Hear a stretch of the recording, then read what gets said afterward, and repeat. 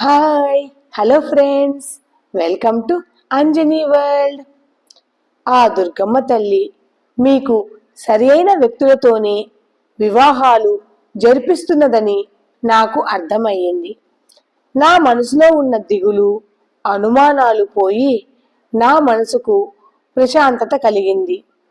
నిశ్చితార్థమైన తరువాత మీ పెదమావయ్య, నేను, నాగేంద్ర, ఆంజనేయులు అందరితో కూర్చొని ఉన్నప్పుడు మీ పెదమావయ్య లేచి నా దగ్గరికి వచ్చి నా రెండు చేతులను పట్టుకుని ఈ ఊరి పెద్దల ముందు, మన బంధువులు అందరి ముందు, ముఖ్యంగా మన ఊరి వాళ్ల ముందు నాతో, బావగారు, పిల్లలను అందరూ పెంచుతాము, కానీ మీరు మీ పిల్లల్ని పెంచిన విధానానికి మీకు మేము చేతులెత్తి నమస్కరించాలి బావగారు. మీరు మా తండ్రి గారైన భూపతి వర్మ గారికి మాట ఇచ్చారని, మీరు ఈ పెళ్లిళ్ళకి ఒప్పుకొని మీ మాటను నిలబెట్టుకున్నారు. మీ ముగ్గురు కూతుర్లు వాళ్ళకి ఈ పెళ్లిళ్ళు చేసుకోవడం ఇష్టం ఉన్నా లేకున్నా మీ మనసును గ్రహించి మీ ముగ్గురు కూతుర్లు కూడా మారు మాట్లాడకుండా మీ మాటను గౌరవించి మీ మర్యాదను కాపాడేందుకు ఈ పెళ్లిళ్లను చేసుకోవడానికి ఒప్పుకున్నారు. ఈ కాలంలో పెద్దల కోసం, పెద్దల మాటను గౌరవించి పిల్లలు వాళ్ళ ఇష్టాలను, కోరికలను వదిలేసి పెళ్లిళ్ళకి ఒప్పుకునే పిల్లలు ఎంతమంది ఉన్నారు చెప్పండి. బావగారు, మీరు మీ ఆడపిల్లలను పెంచిన పద్ధతి చాలా గొప్పగా ఉంది. ప్రతి ఒక్క తండ్రి పిల్లలను మీలాగే పెంచాలని నేను కోరుకుంటున్నాను. అంతెందుకు, నేను కూడా నా పిల్లలను మీ అంత గొప్పగా పెంచలేదేమో అని నాకు అనిపిస్తోంది. బావగారు, మీరు మీ ఇంటి బంగారు తల్లులను మా ఇంటికి కోడళ్లుగా పంపిస్తున్నందుకు మీరు మా ధన్యవాదాలను స్వీకరించండి అని అందరి ముందు మీ పెద్ద మావయ్య, మీ నాగేంద్ర మావయ్య, మీ ఆంజనేయుల మావయ్య నాకు నమస్కరించారు. నాకు తెలిసి మీ పెదమావయ్య గాని, మీ నాగేంద్ర మావయ్య గాని ఒకరి ముందు చేతులు జోడించి ఇప్పటి వరకు నిలబడలేదు. అలాంటిది నా ముందు నేను మిమ్మల్ని పెంచిన విధానాన్ని మెచ్చుకుంటూ ఊరందరి ముందు నాకు నమస్కరించారు. ఆ సమయాన నా అంత అదృష్టవంతులు ఈ ప్రపంచంలో ఎవ్వరూ లేరు అనిపించింది. నా పెంపకంపై నాకు చాలా గర్వంగా కూడా అనిపించింది. చాలు తల్లి, ఈ జన్మకి ఈ తృప్తి చాలు. మీ ముగ్గురు మాకు కూతుర్లుగా పుట్టినందుకు నేను చాలా గర్వపడుతున్నాను అని భార్గవి, మధు, కృష్ణల వైపు చూసి సంతోషంగా చెప్పాడు రాఘవయ్య. ఇక్కడ మేము కూడా ఉన్నాము, మమ్మల్ని కూడా మీలో కలుపుకోండి అని రవి, దుర్గా డోర్ దగ్గర నిలబడి అంటారు. రాఘవయ్య కుటుంబం మొత్తం ఒక అరగంట పాటు నవ్వుకుంటూ కబుర్లు చెప్పుకొని, ఇక పడుకోండిరా, ఇప్పటికే టైం 10:30 అయింది. తెల్లవారుజామున 3 గంటలకల్లా లేచి పసుపు దంచి పెళ్లి పనులు మొదలు పెట్టాలి. ఇక మీ ముగ్గురు పడుకోండి, ఇక మీరు కూడా లేవండి అని రాఘవయ్య వైపు చూసి, బయట మా 3వ అన్నయ్య మాత్రమే పెళ్లి పనులలో కష్టపడుతున్నాడు. మీరు ఇక్కడ మీ కూతుర్లతో ముచ్చట్లు చెప్పుకుంటున్నారా? వెళ్ళండి వెళ్ళండి, వెళ్ళి మా అన్నయ్యకి సహాయం చేయండి అని రాఘవయ్యతో అంటుంది దుర్గా. రవి, నువ్వు కూడా మీ నాన్నతో పాటే వెళ్ళి పెళ్లి పనులలో నాగేంద్ర మావయ్యకి, రాజాకి హెల్ప్ చేయిపో అని అంటుంది దుర్గా. అక్కడి నుండి రాఘవయ్య, దుర్గా, రవి వెళ్ళిపోవడంతో భార్గవి, మధు, కృష్ణలు ఒకరి మొహాలు ఒకరు చూసుకొని మౌనంగా ఉన్నారు. కృష్ణ మధు వైపు చూసి, నాన్న ఈరోజు చాలా సంతోషంగా ఉన్నాడు కదా మధు, కానీ మనం ఇలా పారిపోవడం వల్ల ఆయన సంతోషం మాయమైపోతుందేమోనని భయంగా ఉంది మధు అని అంటుంది కృష్ణ. మధు భార్గవి వైపు చూసి, మనం చేసే పని కరెక్టేనా అక్క? అని భార్గవిని అడుగుతుంది. భార్గవి మౌనంగా ఉంటుంది. నాన్న మనతో మాట్లాడిన ప్రతి ఒక్క మాట ఆయన హృదయంలో నుంచి వచ్చింది. ఆయన మన మీద ఎంత ప్రేమ నమ్మకం పెంచుకున్నాడో ఈరోజు నాకు అర్థమయ్యింది. ఈరోజు ఆయన కళ్ళల్లో మన మీద ప్రేమను నేను చూశాను అక్క. కానీ మనం ఇలా ఇంటి నుండి పారిపోయి ఆయన గుండెల మీద కోలుకోలేని దెబ్బ కొడుతున్నామేమోనని భయంగా ఉంది అక్క అని అంటుంది మధు. మధు అని గట్టిగా అరుస్తుంది భార్గవి. కృష్ణ భార్గవి వైపు చూసి, అక్క మరోసారి ఆలోచించు, మనము ఇక్కడి నుండి వెళ్ళిపోవడం కరెక్టేనా అని అడుగుతుంది. ఏంటి మీ ఇద్దరికి పిచ్చిగాని పట్టిందా ఇలా మాట్లాడుతున్నారు? లేకపోతే మీకు కాబోయే మొగుళ్ళు అందంగా ఉన్నారని వాళ్ళ మీద ఆశ పుట్టిందా అని మధు వైపు కోపంగా చూస్తూ అడుగుతుంది భార్గవి. అక్క అని గట్టిగా అరుస్తుంది కృష్ణ. లేకపోతే ఏంటే, నాన్న వచ్చి మన గురించి 4 మాటలతో పొగిడేసరికి అన్నీ మర్చిపోయి మనకు ఇష్టం లేని పెళ్లిళ్ళను చేసుకుందామా? మీ ఇద్దరికి ఇదే చెప్తున్నాను. మనకి ఇప్పుడు దొరికింది మంచి ఛాన్స్. ఇప్పుడు ఇంట్లో నుంచి మనం పారిపోతే అమ్మా నాన్న మన మీద ఒక 10 రోజులు కోపంగా ఉంటారు అంతే. మళ్ళీ మన పాత జీవితాలలోకి మనం వెళ్ళిపోవచ్చు. మనకి నచ్చిన వాళ్ళని పెళ్లి చేసుకొని మన జీవితాలను మనకి నచ్చినట్లు జీవించవచ్చు అని అంటుంది భార్గవి. భార్గవికి మధు మీద చాలా కోపంగా ఉన్నా తన కోపాన్ని పైకి చూపించకుండా, మధు నీవు అనుకున్నట్లుగా మంచిగా చదువుకొని మంచి పొజిషన్లో ఉద్యోగం తెచ్చుకొని నీ లైఫ్ని నువ్వు లీడ్ చేయవచ్చు. ఇప్పుడు పెళ్లి చేసుకోవడం వల్ల ఈ పల్లెటూరులో నీ జీవితం ఏమైపోతుందో ఒక్కసారి ఆలోచించుకో. కృష్ణ, నువ్వు కూడా నీ లైఫ్లో బాంబే, ఢిల్లీ లాంటి పెద్ద సిటీలలో జాబ్ చేస్తూ లగ్జరీ లైఫ్ని జీవించాలని నీ కోరిక.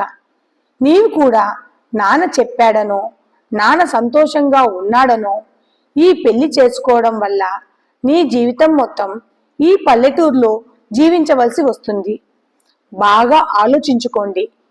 నాదేముంది, నేను ఎక్కడైనా బ్రతికేయగలను. నేను చెప్పేది మీ మంచి కోసమే. భార్గవి కృష్ణ వైపు చూసి, ఇంత మంచి ఛాన్స్ మళ్ళీ మళ్ళీ రాదు కృష్ణ.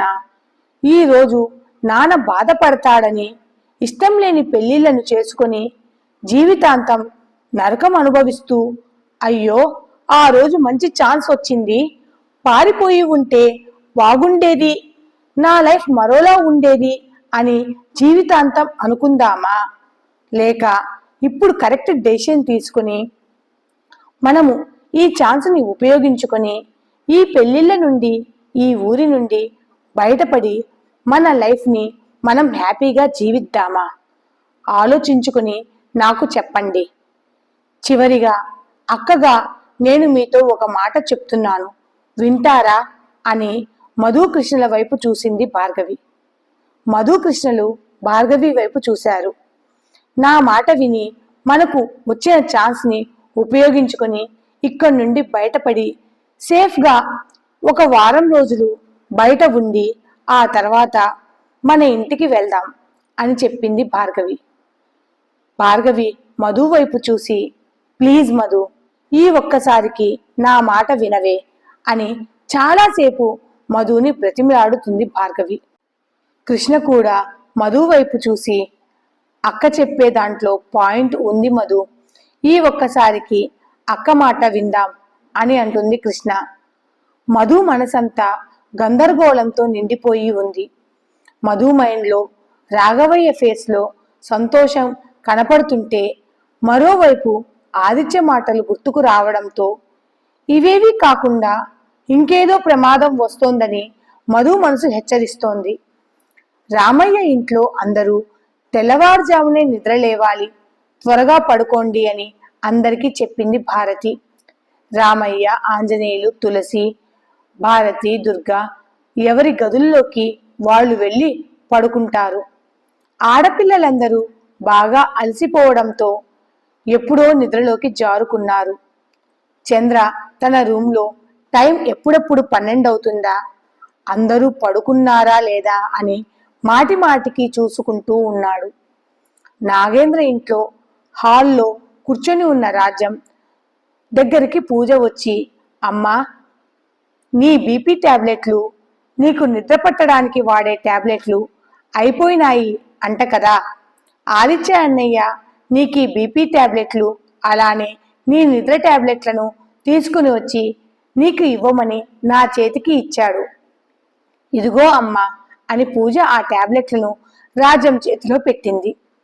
అప్పుడే ప్రతాప్, అమ్మా నేనిక బయలుదేరుతాను, టైం 11 అయ్యింది అని చెప్పడంతో రాజ్యం ఆ టాబ్లెట్లను పక్కనే ఉన్న టేబుల్ మీద పెట్టి, జాగ్రత్త నాయనా, వెళ్ళిన పని సక్సెస్ అవ్వాలి అని థమ్సప్ సింబల్ని చూపించింది. అన్నయ్య, ఈ సమయంలో ఎక్కడికి వెళ్తున్నావు అని పూజ అడుగుతుంది.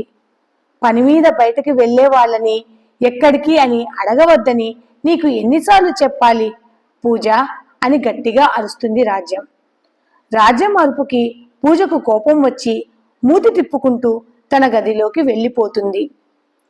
నాగేంద్ర ఇంటి ముందర స్టేజ్ని డెకరేట్ చేయడం దాదాపు పూర్తి అవడంతో మిగిలిన 20% పనిని తెల్లవారుజామున పూర్తి చేస్తామని, అలాగే రామయ్య ఇంటికి, ఆంజనేయుల ఇంటికి ఇంకా లైటింగ్ పెట్టాలని రాజా చెప్పడంతో అది కూడా రేపు ఉదయం పూర్తి చేస్తామని పనివాళ్లు చెప్పి నాగేంద్ర ఏర్పాటు చేసిన చోట వచ్చి పనివాళ్లు నిద్రపోతారు.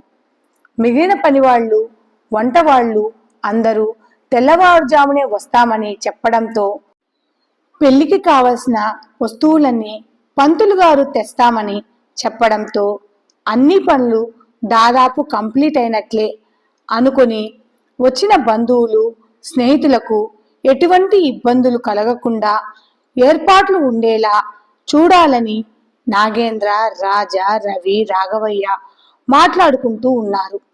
అప్పుడే అక్కడికి ఆదిత్య, భాస్కర్ వచ్చి ఏమైనా పని ఉంటే మాకు కూడా చెప్పండి అని అంటారు.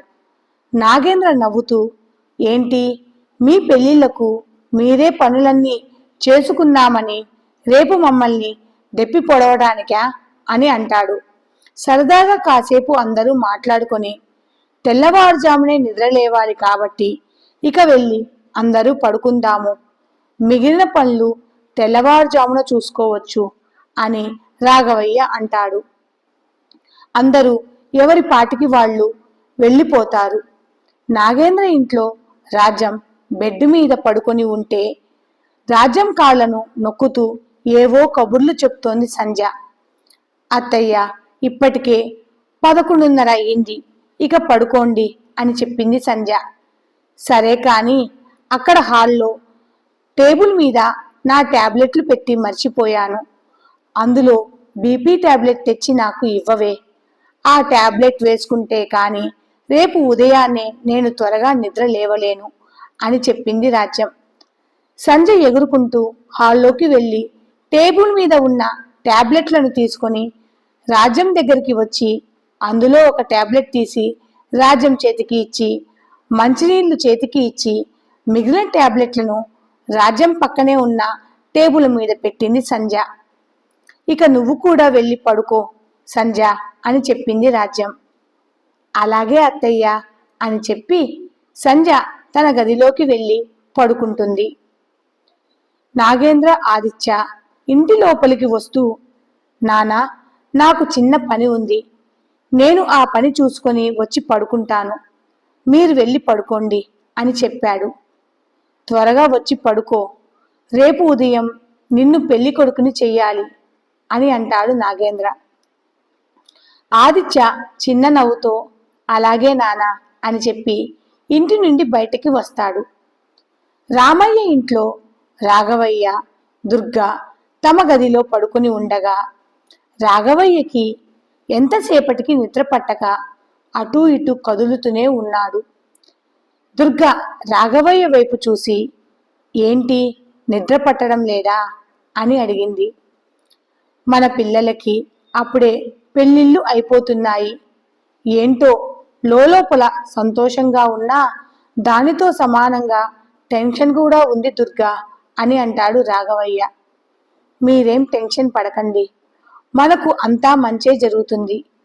ఆ తల్లి మనలను మన పిల్లలను కాపాడుతుంది. ఇక ఏ టెన్షన్ లేకుండా పడుకోండి. తెల్లవారుజామున లేచినప్పటి నుండి మన ముగ్గురు కూతుర్లకు పెళ్లిళ్ళు చేసి వాళ్లను వారి భర్తలకు అప్పగించేంత వరకు మనకి ఇక పడుకునే టైం దొరకదు. మనశ్శాంతిగా నిద్రపోండి అని చెప్పింది దుర్గా. ఈ కథ గనక మీకు నచ్చితే please like, share and subscribe. Thanks for watching.